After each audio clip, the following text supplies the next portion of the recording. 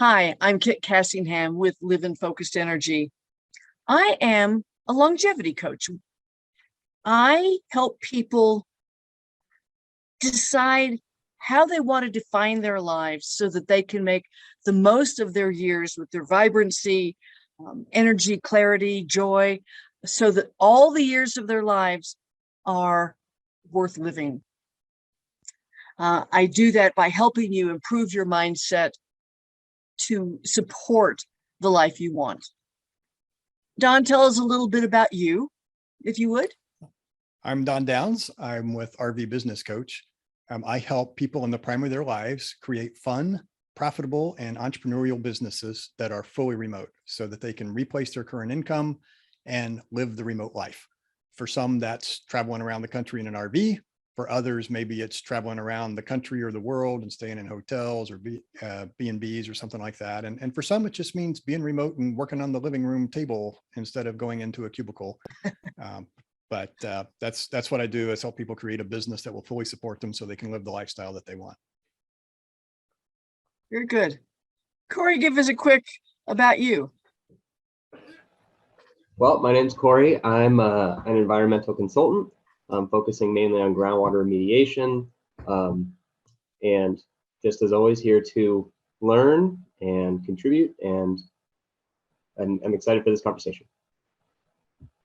Cool. Well, I always enjoy your input. By the way, I don't know if you shared this or not, but I saw a post that in Australia, they actually put screens under the storm grates to keep the big junk out of the stormwater system, to keep the groundwater cleaner.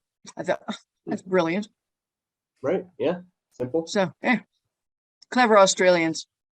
Mm-hmm. So when Don and I were doing our touching base this week to get ready for today's call, we experienced sounds of silence in a delightful technology way. I don't know if it was Don's microphone that wasn't working, if my speakers weren't working, but his lips would move and I'd say, I can't hear you. And we went back and forth for several minutes in our sounds of silence as we were getting ready to talk about sounds of silence. It tickled us. I think it was both, because one of us made changes and it didn't affect, and then the other one made changes and it started working. So I think both of us were having problems. Yeah. I've been breaking technology for a week. Corey, don't let me touch yours.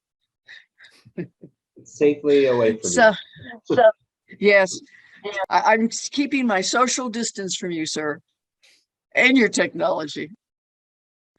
So I would like to start off by asking you guys, what do you think of when you hear sounds of silence, hear the term sounds of silence? What does sounds of silence mean to you?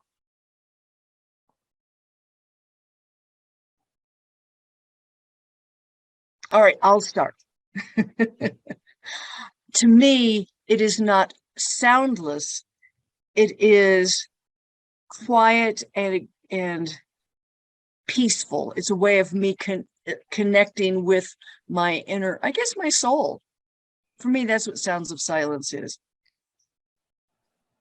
Yeah, to me, it's that getting that quiet, and it may not be physically quiet as much as the ability to just step back and turn off the thoughts and, just take some quiet time to be you, to get in touch with yourself. I think the first two things that went through my head were, one, what you said, Kit, reconnecting and just kind of getting back to, home base, and then also Simon and Garfunkel, Sound of Silence. Oh, I was going to put that in at How the is end. it Yeah, of course, really, we're all thinking about Simon and Garfunkel. But how is it you come up with that, not me? But as I was getting ready for today's show, I turned my ceiling fan off because the flicker makes the lights a little nauseous making for some people. And I have it on high to help pull the heat out of the yurt. And I experienced the sounds of silence.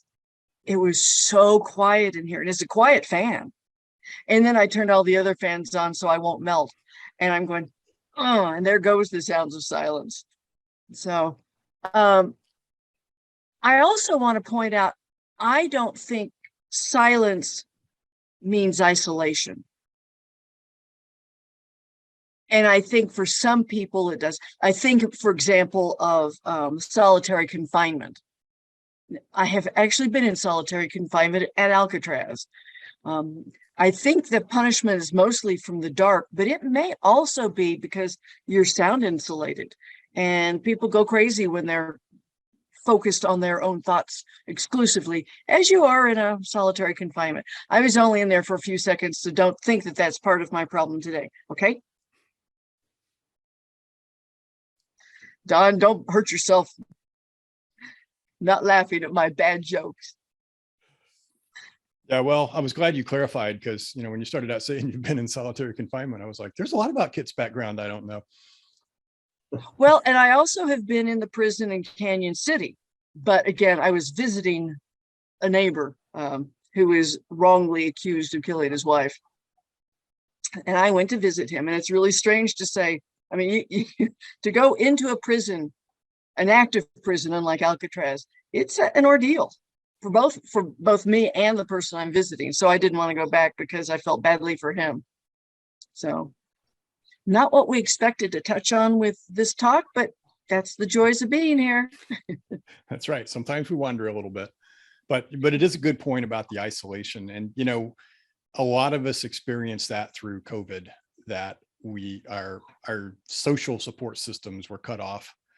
I still wish they had called it physical distancing instead of social distancing, because physical distancing was what we really needed. But we got cut off from our social networks. And, for some people like me, an introvert working at home, the whole family was at home, man, I thought I was in hog heaven.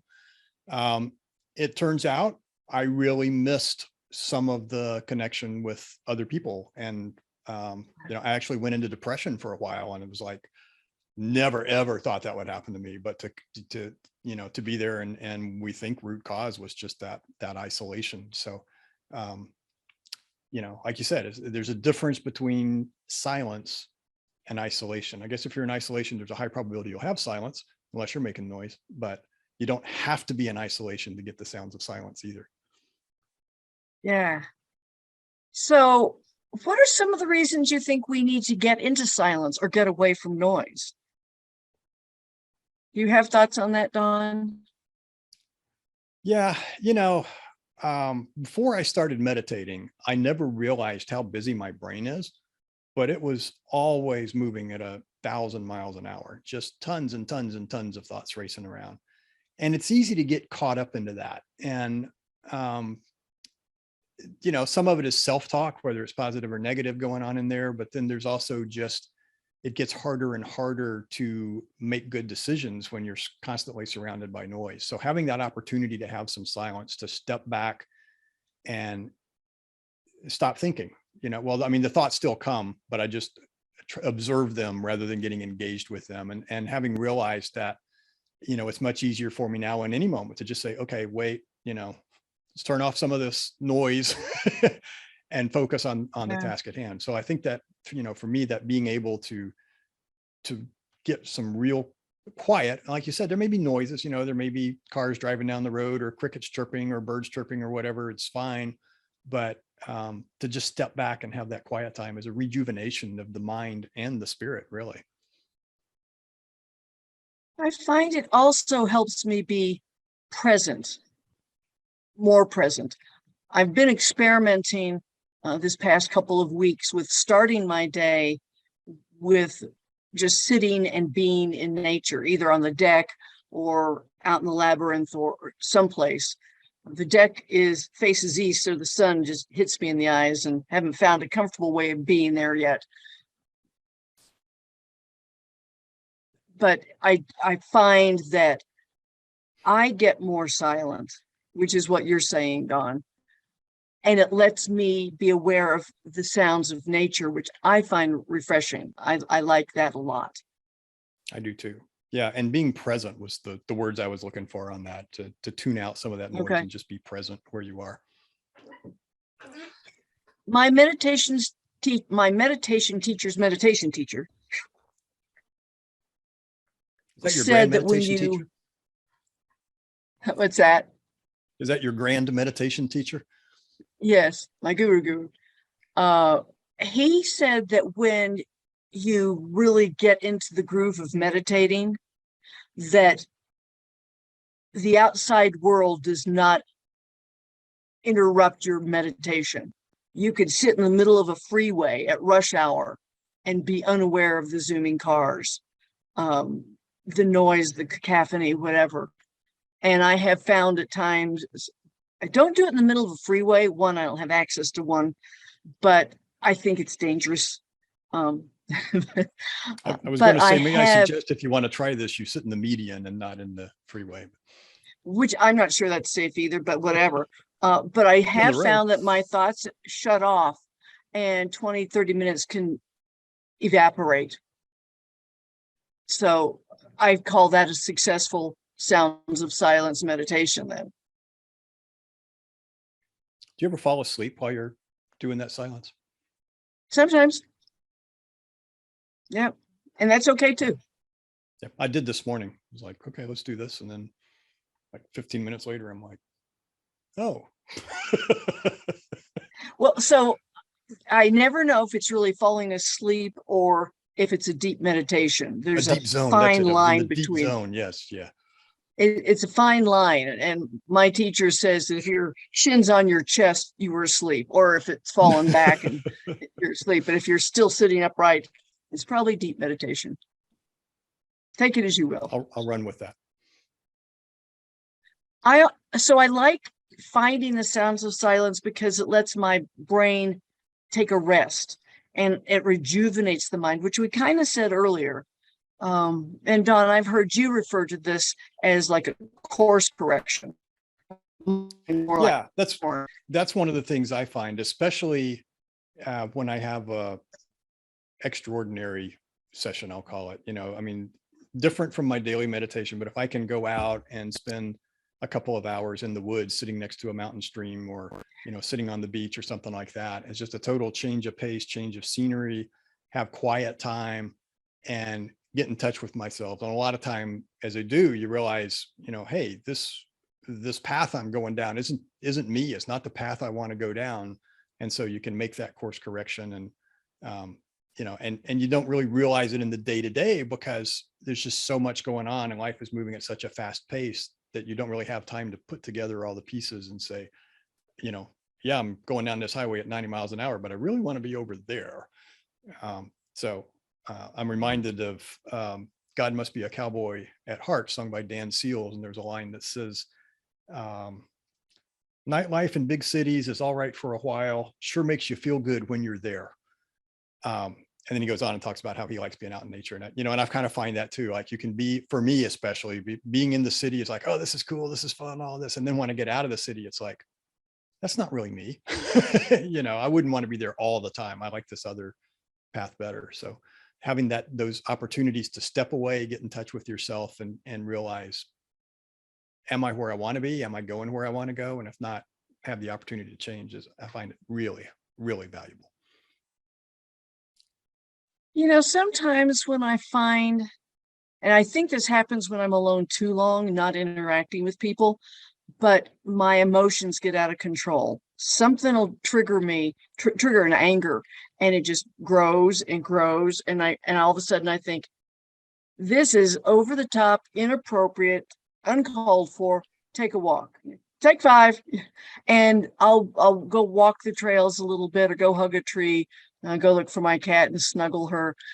And that's physical sound of silence action that helps flush my brain of that excess energy and emotion. So what helps you see? Oh, sounds of silence we've already talked about helps you get back on track. Oh, Don, what are your favorite places for doing your sounds of silence in your meditation? So it kind of depends. I typically, although I haven't for the past month or so, typically we'll do a morning meditation session, which I usually do first thing when I wake up. Oh, hi there. Who is this? This is Indy. She sleeps on my desk all day, and all right. every now and again she pops up for a hug. And we've interrupted her realize- nap. Yeah. Yeah, just she realized told Miko me isn't to here. say hello. We have a black cat named Miko, and she thinks it's a sin for me to have a Zoom meeting and her not be in my lap. So usually, about the time I'm connecting the audio, here she comes. And she's very vocal. So she walks in, work, work, work, work, work. Anyway, so the morning meditation I usually just do in bed or, in a chair in the bedroom. This morning I did it on the couch in the living room. But I also like to find those times when I can get out in nature. For me, nature is just so rejuvenating. It's the best chance that I find to step out of the rat race, to step out of the rush and just slow down and and reconnect with myself, like I was talking about earlier. Corey, do you go out of your way to find sounds of silence? And if so, where do you go? What do you do? Put on the radio? Yeah, that's one way. I don't do it as much as I should. And that's something that maybe we can touch on is how to find time in a busy life to make sure you have that time. Because, a lot of the time I feel like the day is already chock full and there's not an extra half hour that can be set aside for this sort of thing. Not that it's not important, and I know that in the instances where I'm able to, I do find that it, helps kind of calm things down and recenter you, but it's hard to have that on a consistent basis, I think. Well, my answer to anybody who says, well, I don't have time for X, Y, or Z is you make time. You make time for what's important. A friend of ours, when he started meditating using the 8-minute meditation book, at least I think that's the title of it, he learned that if he didn't start his day with the meditation, the day was out of control and crazy. And it doesn't have to be half an hour. It can be 5 or 10 minutes. And I'll bet we all have 5 or 10 minutes of waste time that we can carve out of our lives. And sometimes the busier I am, the more productive I am, up to a point, and then it's insanity. But so you schedule it, roll out of bed into the meditation chair. I think that's the thing is to schedule it, hug a tree, tie it to something else. So, there you go. They say that's the best way to create a new habit is to tie it to something else. So if I want to start meditating, tie it to going to bed at night or waking up in the morning or stepping away from the breakfast table or whatever, something that you do every day when you want to do this and make that connection. I mean, I guess we could go on and on about this. I guess you can argue there is or is not a difference between sounds of silence and meditation. But for meditation, I use Headspace and they have meditations as short as 3 minutes. So, on one really, really busy day, I can go, okay, I'm just going to take 3 minutes here, do this and, and move on. And then, on other days when I can do 15, 20 minutes, that's great. Do they talk during Headspace or is it music? It's guided. So it's mostly quiet, but every now and then, he'll remind you to focus on the breath or, just observe your thoughts. And it's nice because sometimes, you forget and you're chasing down thoughts. And then, Andy says, if you're thinking about something, just let it go and observe the thoughts. And so, yeah, it's mostly quiet, but some guided voices. Okay. I find I don't enjoy people talking to me when I'm trying to meditate. So other than telling me what to do and how to do it, it's yeah. But I like it because I'm still relatively new at it. So it's like having a coach to guide you through it as you're doing it. Different strokes for different folks. Leo likes Headspace real well. My Aura Ring has the opportunity to have night sounds or something. I went to use it last night thinking it would be an interesting experiment. And it had a train or cable car, some kind of icon. I couldn't get any of them to work. But I thought, oh, that's interesting. I guess that's for the city folk who feel like they can sleep better if there's a train going by. I've heard that city people go to a remote cabin in the woods and they can't sleep because the quiet keeps waking them up. Yeah, they hear the crickets, the coyotes. What they're used to. Yeah. Yeah. And Headspace does have some, I forget what they call them, sleep things to help you get to sleep where, they will play, an hour and a half of music or nature sounds or whatever. So you can get that. I rarely have trouble falling asleep. I Not get my problem. scolded for falling asleep, or it scolds me for falling asleep too fast. That was the point of going to bed. Yeah. Oh, well, live and Well, learn. they say you should fall asleep in about 15 minutes after you go to bed. If you're doing much after that, you're not getting wound down What do enough you do? beforehand. And if you're doing it beforehand, then you're probably sleep deprived. And I don't know. Yeah, I don't feel, my question is same as yours. If I lay there for 15 minutes, what am I doing? Usually I turn the light out and gone. yeah, I don't feel sleep deprived. I can sit and watch a movie and not fall asleep. But when I go to bed, I go to bed because it's time to go to sleep. And this Right. really is wandering off of Sounds of Silence. But anyway, Well, sleep is a sound of silence, right? you've talked about where you meditate. My meditation center is right back there where that blue scarf is. Hmm. And that's where, because I do it so much in that location, that's my best place to meditate and get my silence. But I do love going out into my yard and getting silence there, silence and listening to nature. In addressing Corey's comment about finding the time, it does help if you have some place to do it. I mean, it doesn't have to be real fancy. It could be a different chair in your office, but it's kind of hard to get in the habit when you're at your desk because, oh, I'm going to take 5 minutes out as soon as I answer that email and send that and do that, but if you can move away from it, well, I'm in my meditation chair, I'm going to meditate now, that can also be a Right. trigger to help you make Right. the time to do it. Yeah. So find a time of day that seems reasonable for you. It might be in the middle of the day. So maybe you Could be. meditate for a few minutes before you make lunch or have lunch, or as soon as you finish. You get to decide that, but you schedule it just like you schedule all the other important things in your life. Eventually it becomes a habit and a routine so that it happens on its own. So sometimes when you're trying to sleep, for example, or even meditate at work, it may be noisy. Use headphones or earplugs or something, either to put some soft music on to block out noises or just to block out noises. When I do have trouble sleeping, I'll put earplugs in and listen to the sound of my breath, and that will put me to sleep. And that's a really nice sound of silence for me. So that's another idea. So Don and I talked about, well, how often do you need to have sounds of silence? If we're talking meditation, I say at least once a day. If it's literally sounds of silence, that getaway.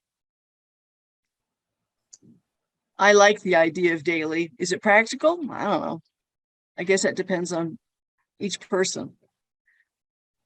Yeah, I think, the deep dive that I talk about where you get some serious time, by the mountain stream or at the ocean or whatever.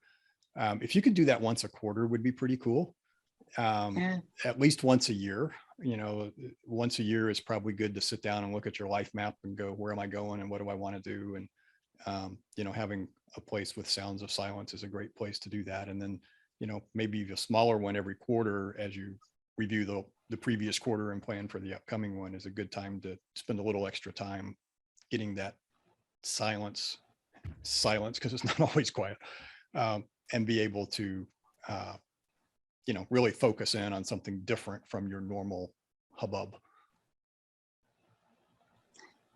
So I can't help but wonder if you made sounds of silence a more specific part of your life, if not daily, at least weekly, would you need that navel contemplation time, which is how I take your get away quarterly? And would you be more in tune with yourself and not need to get away from your life? Would your life be more peaceful so that you wouldn't need to get away from it? I think that's the big question. How is the daily affecting you? If daily you get in touch and so you're needing teeny tiny minor course corrections, then probably that seems like all you would need. But for me, even with the daily, sometimes the daily meditation just becomes one more checkbox on the list of things to do today. And so there's not that consistent deepness. So maybe you're not doing sounds of silence with your meditation then. Maybe not, or maybe I'm only doing it for 3 to 5 minutes and it's just not enough to really get totally into whatever.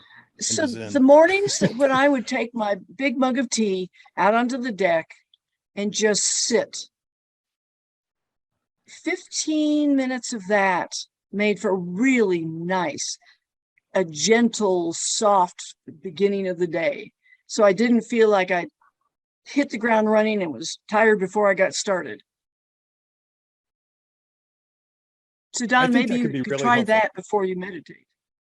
Yeah, I think that could be, certainly starting the day like that would be a wonderful way to start. I think, that slowness, that awareness, being in touch with yourself first, and then start the day. I can really hugely see the benefit. I may be partial towards the quarterly, yearly, more time out because I'm totally into RVing and camping and being out in nature. So I might be building an excuse to go do that. But I really find those conscious step away from everything and get in touch opportunities to be really helpful. Well, maybe those quarterly things are get out and play, get out and make noise, kick your heels up, go explore the world. I mean, that's important too. Yeah. We really have to build playtime into our lives. All work and no play makes Jack a dull boy.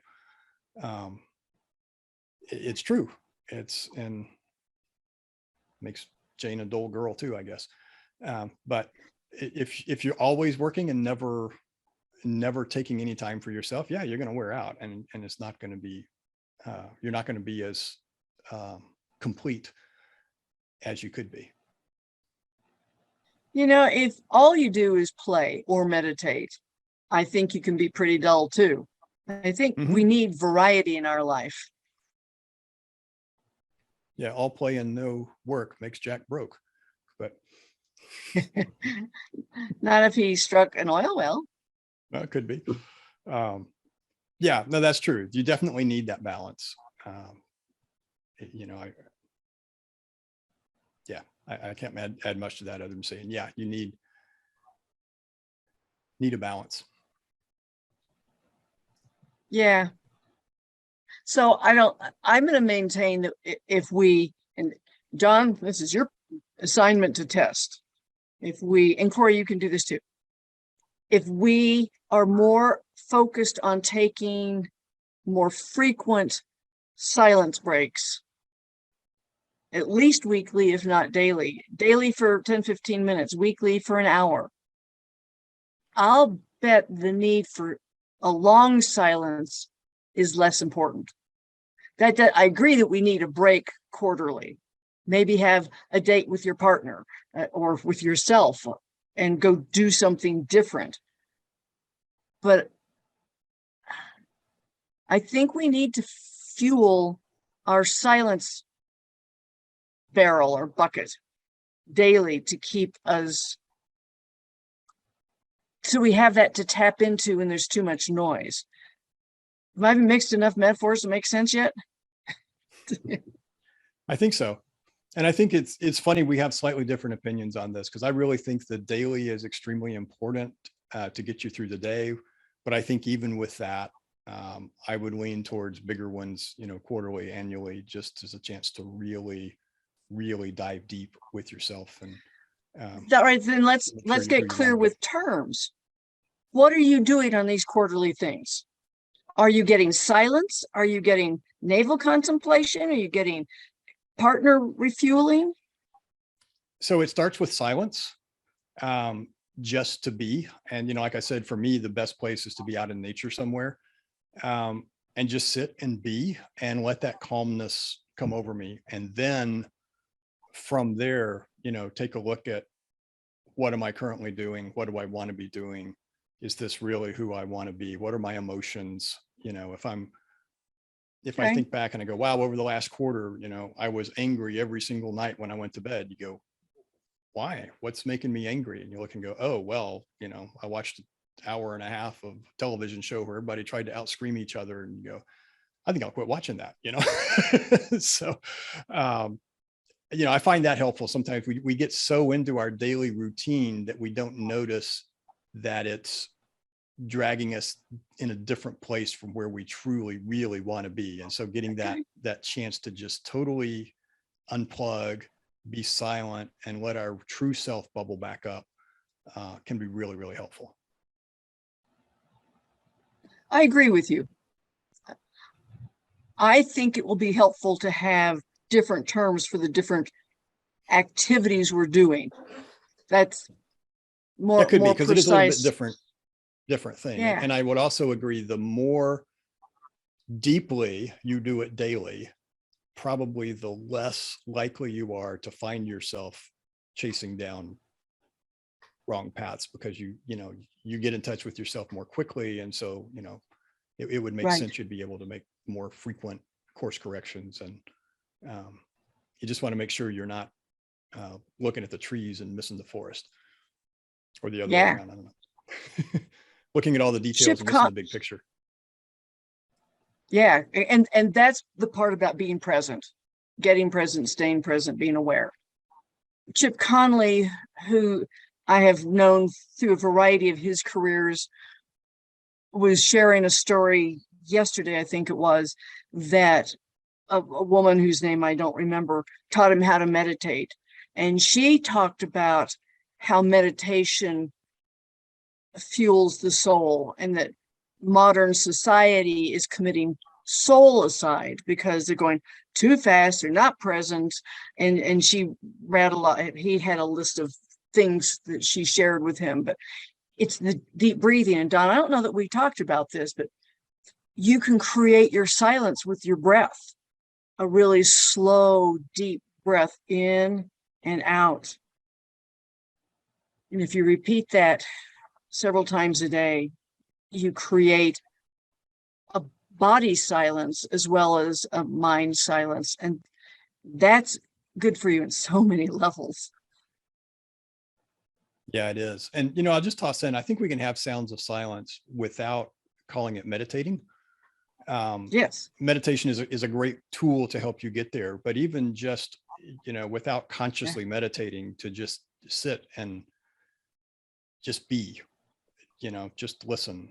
I started to say it's a great chance for prayer, but a lot of times when we pray, it's a long list of petitions to God, and that's not really being silent.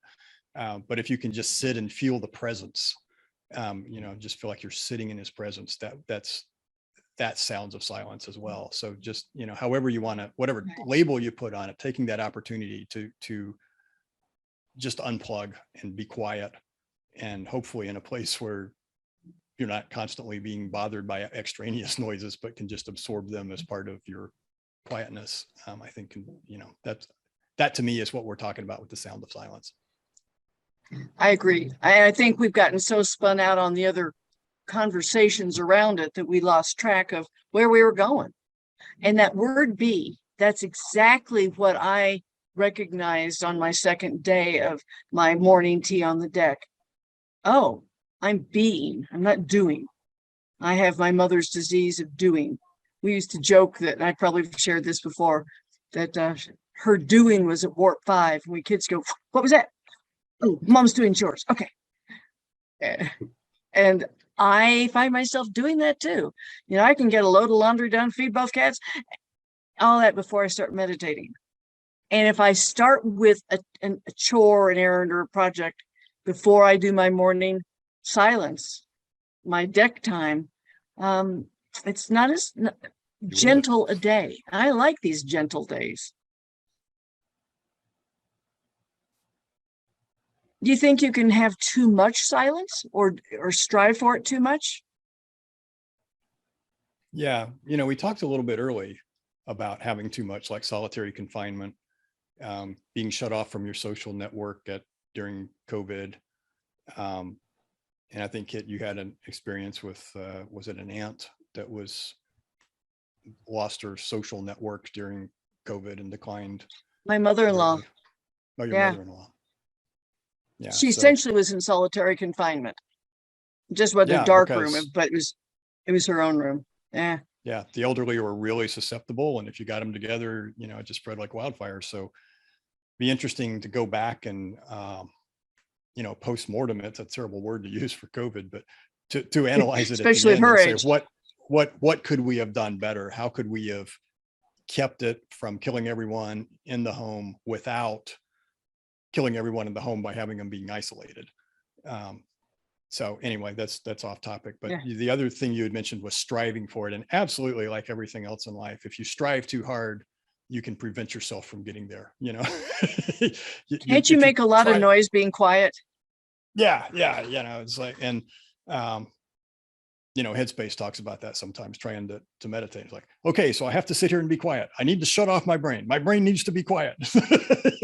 That's exactly what you're trying to get out of. Yep, exactly. So Corey, do you think there's something you and your wife can do to create a ritual around Sounds of Silence that would be bonding independently together or together independently? Take your pick. That Well, would make actually, it more enjoyable. Yeah, as you guys were talking about it, I realized we actually do this. I'd always viewed it as just groggy mornings, but first thing we do every morning is get out of bed, pour ourselves a cup of coffee, and we just sit on the couch and we do it together. We're sitting next to each other, but we're there for 20 minutes, and the only things we say are, "How did you sleep? Did you dream?" And then we just sit there drinking our coffee, and that's it. And so sometimes you doze back off if you're really tired, but mostly it's just you just sit. So I guess we do it. I just it's Sounds yeah, I like guess it's such a habit Yeah. at this point. I hadn't thought about it. What does your sofa face? A window, a wall, the refrigerator?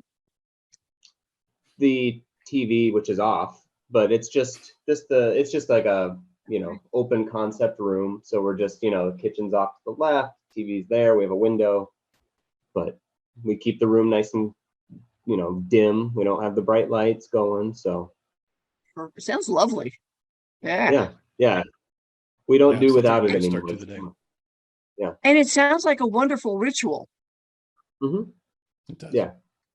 Do you find that it brings you closer to your wife, even though you're not physically talking, just being together in silence? Do you think that's good for your relationship? I definitely do. I think it's just a chance to just be without having all the other distractions around, and it's one of those things where it's like, if she wanted to talk about something, well, there's time and we don't have any distractions, but most of the time it's just sitting and just kind of thinking, and I wouldn't say meditating, but just thinking. So I've been Super cool. going through my memorabilia box and I found a lot of photos and I found all my report cards. Started in first grade. Gets along well with people. She just talks too much. I think they should have taught me Sounds of Silence at an earlier age.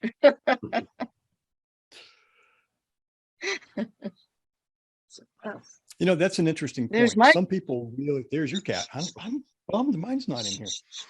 But sometimes people are uncomfortable with silence. And so there is Yes. that constant, I have to be doing something. I have to be talking about something. I have to be, I can't just stop. And if you're wired that way, it's tough to make that change. Or if you've been brought up that way, conditioned that way environmentally, it's not an easy thing to learn to be comfortable with silence. It's a great technique in a sales conversation. After you tell someone the price, the best thing to do is just shut up and just give them the silence and wait for them. And to that's break true it. in coaching. Mhm. You ask your clients a question and you sit and wait. And don't make it easy for them by answering Right. or jumping into talk. Yep. So you can see why I was intrigued with this notion of, oh, I'm being, because that's not what I've done in my life.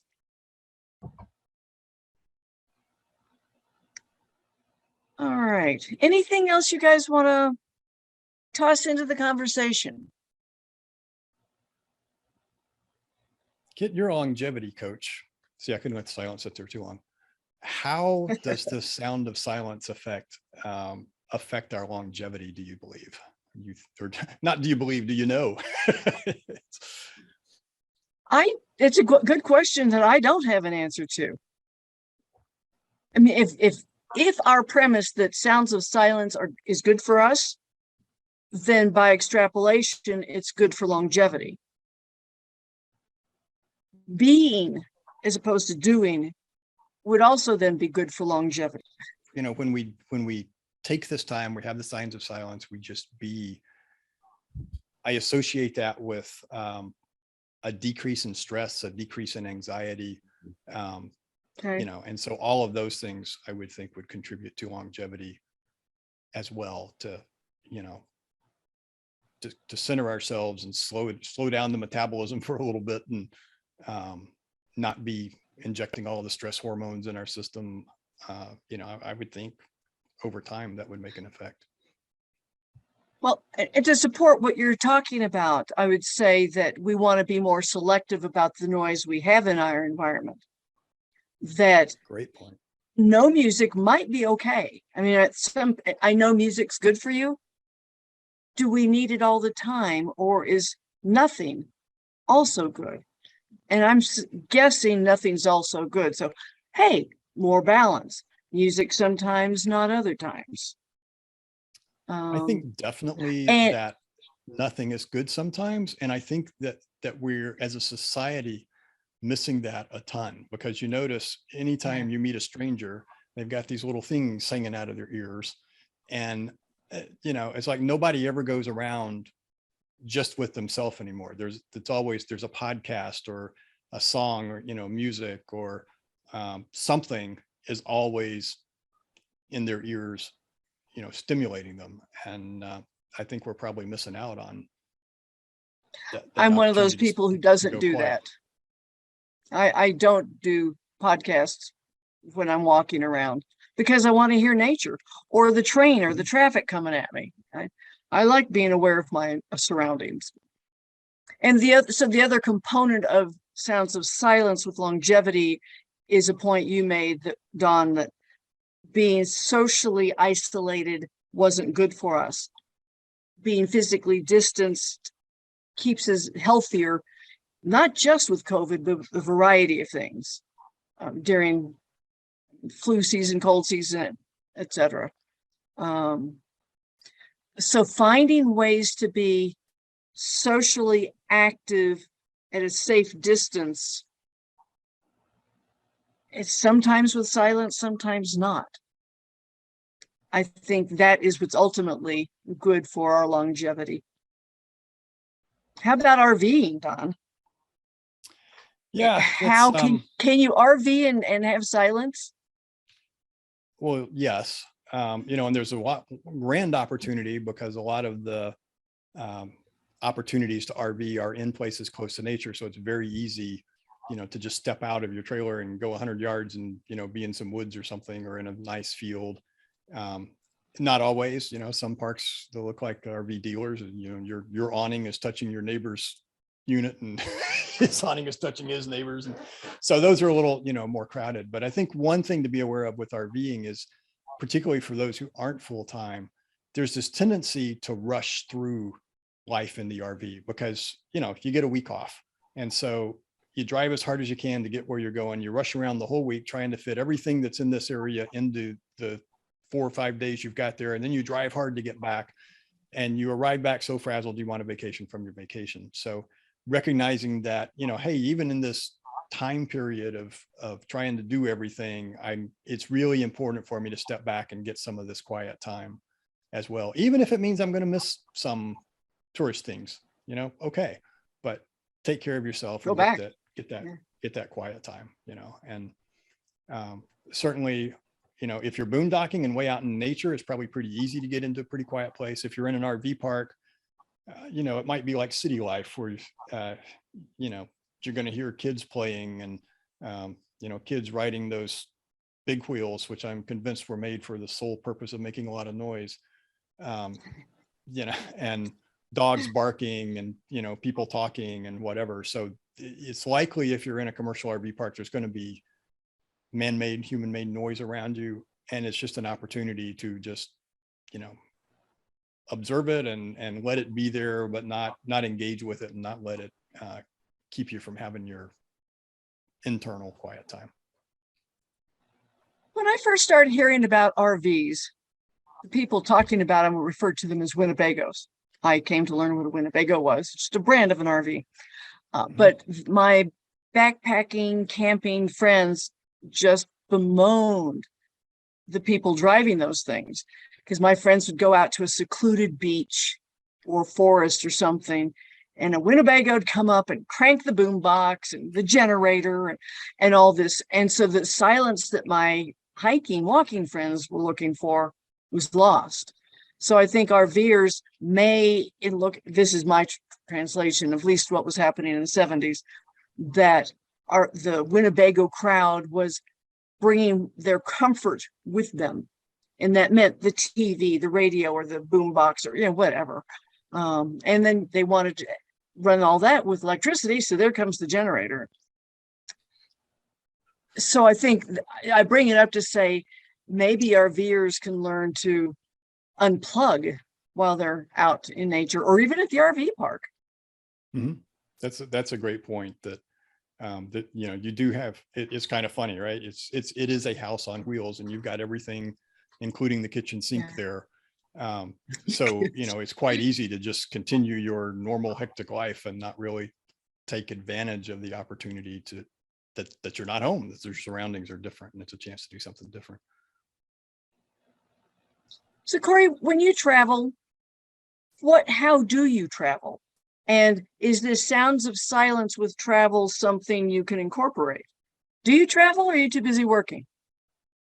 I travel when I can, but we don't get a whole lot of vacation time, so it's limited. So typically flying, which flying is just a stressful means of transportation in and of itself. There is no sounds of silence except for maybe when you're in the middle of the flight on the airplane, but the rest of the time you're stressing about missing the plane, or stressing about getting to the airport on time to catch the plane, or any of that stuff. So I don't know. I don't really know. I mean, I guess designing a trip with built-in time for silence would be really the way to go, because I don't see it on the front or back end, just purely because of the means of transportation. That middle section of flight sometimes is a great place to have it. And not totally Sounds of Silence, but a lot of times I get work on my special projects done on a flight, because it is a chance to be unplugged from all of the normal hustle and bustle. And I draw a lot of mind maps on flights as I think about stuff and brainstorm stuff. So I think there can be a little bit there. And then, at the destination, it might be good to try to, build it in. Does your hotel have a balcony you can sit on, or is there a garden you can go sit in, or something to, or just, sit in one of the chairs in your room and turn off the TV and get that quiet time. So I think I think it's doable, but you have to work at it. Yeah. I'm conscious about it. So Don, do you have any special to offer the audience? Sure. Let's, I have a get together I call a virtual coffee with Don. It's a chance to sit and talk over a cup of coffee or whatever your favorite beverage is. If you want, we'll just connect and have silence for 20 minutes. But it is a chance to just get to know each other better, and not, I don't try to transact a sale out of it. If in course of discussion it's like, oh, wow, it would make sense to work together, we can set up a time and go into that, but it's really just a chance to get to know each other better. And, I'm a big believer in building business and personal relationships and being able to give and take with other people in your life. And that's a great way to build it. So it's virtual coffee with, it's rvbusinesscoach.com/virtual coffee with Don. And there's a dash between each word, I think. So in editing, we'll put the right thing up there. I will put the link in the show notes or in the comments. And to learn more about what I think makes for good longevity, the elements, the components of a long, joyous, vibrant life, you can download my longevity manifesto. And that is my website with manifesto at the end. So it's liveinfocusedenergy.com/manifesto. And you can download your copy and enjoy it, and love to get some dialogue going. See what you think I missed or could expand on, or enjoy what you enjoyed in it. So anyway, I'm What you Kit learned from it. Cassingham. What's that, And I'm Don Don? Downs. So that, Oh. and also what you learned from it. If you download it and read the manifesto, good to Yeah, contact Kit hopefully and you let her learned know something. if you learned Yeah. something. Yeah. It's Exactly. always fun to Thank you, get that Don. feedback. Okay. Yeah. So anyway, I'm Don Downs. With I think we're RV done. Business Coach. Oh And yeah, I'm Don Kit Downs with Cassie. RV Business Coach. That's what you were waiting for. Right. And I'm Kit Cassingham, longevity coach at Live in Focused Energy. I love working with people who want to live intentionally. And I guide you to define your life based on your values so that you can create the mindset to live your ideal life for all the years that you have. With that, I will say goodbye to everybody. Thanks for being here. And we'll see you next month.